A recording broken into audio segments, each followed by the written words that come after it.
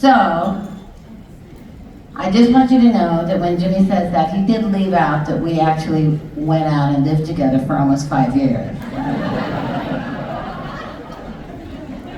Did we not?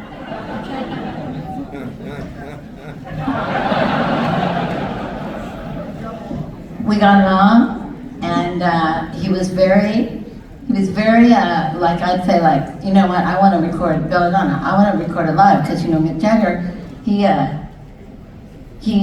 I just saw this documentary, and he's on the stage, and he's got the girls over here, and he's in the middle, and the drummer's there, and there's baffles, and they're all in there, and they're all, and he says it, and it's all, you know, it's all live. And can I do that? And Jimmy's like, yes, you can.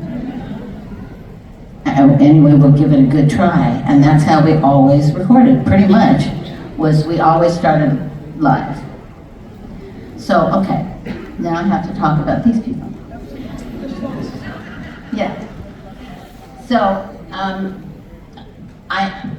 I'm never at a loss for words, but I am a little bit at a loss for words right now, because I wish I knew every single person out there's name so that I could just tell every single person that if I've ever met you, you must really mean something to me, because I am going to be 77 on May 26th.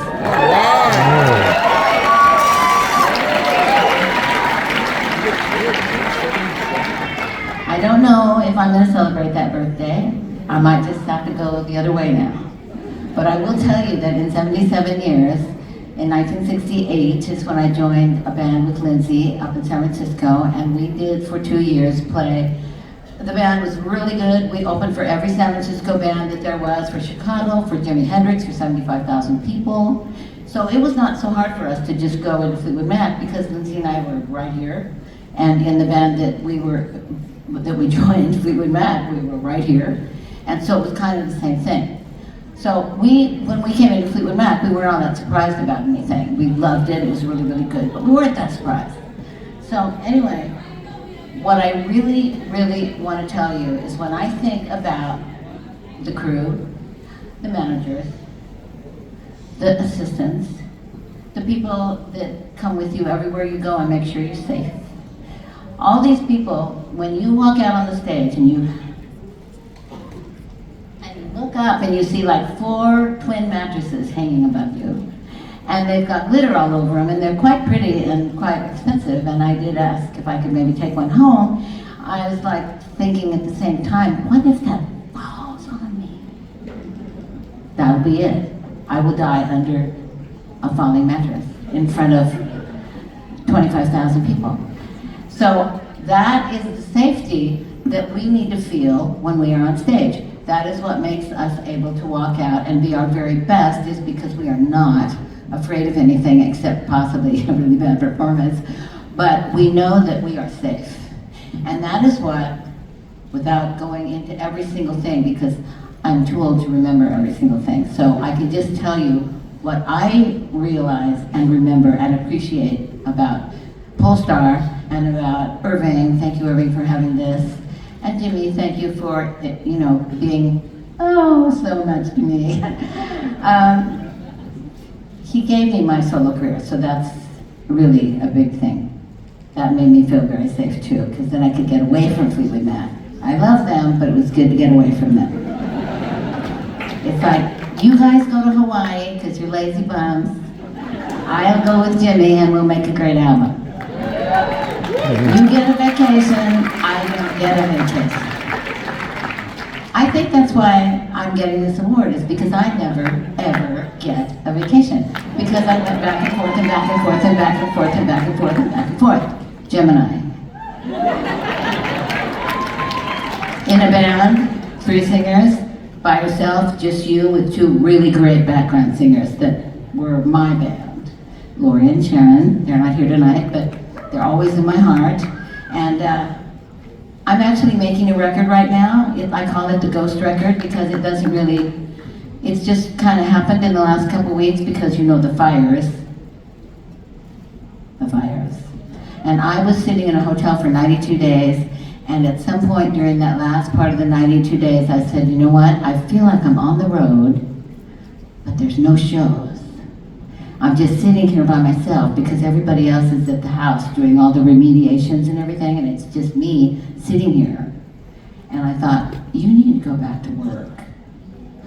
And I did, and I have 7 songs, and they are autobiographical, real stories where I'm not pulling any punches for probably the first time in my life.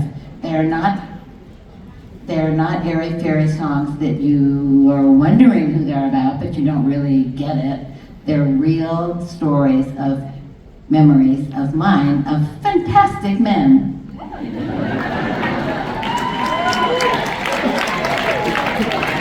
You're next. Yes.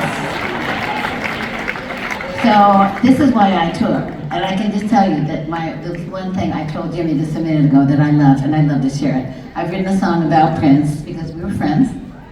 And there's one time when I went to the premiere of Purple Rain.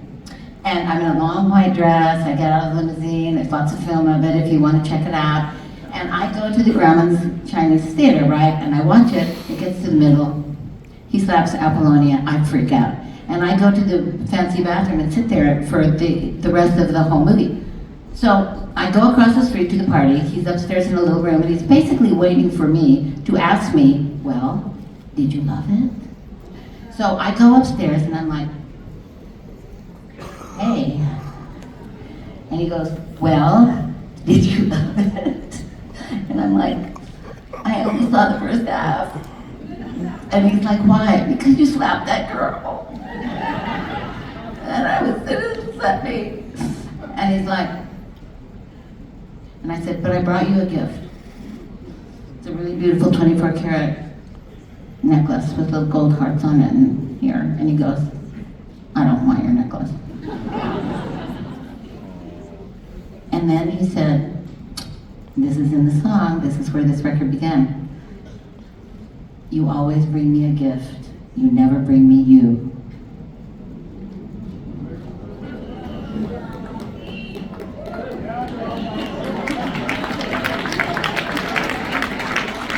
I said, I am ready to write.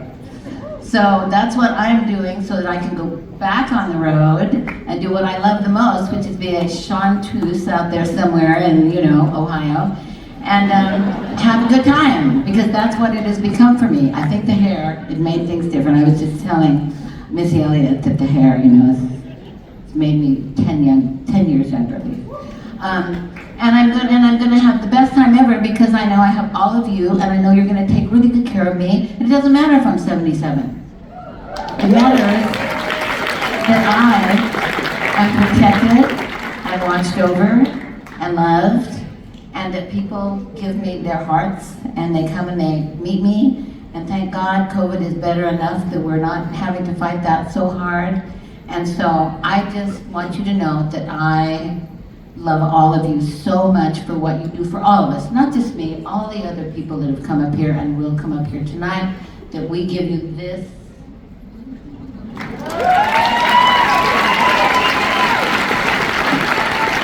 And don't forget, I'm always around. I'm just at the other end of that cord. And keep in touch. I love you all. Thank you.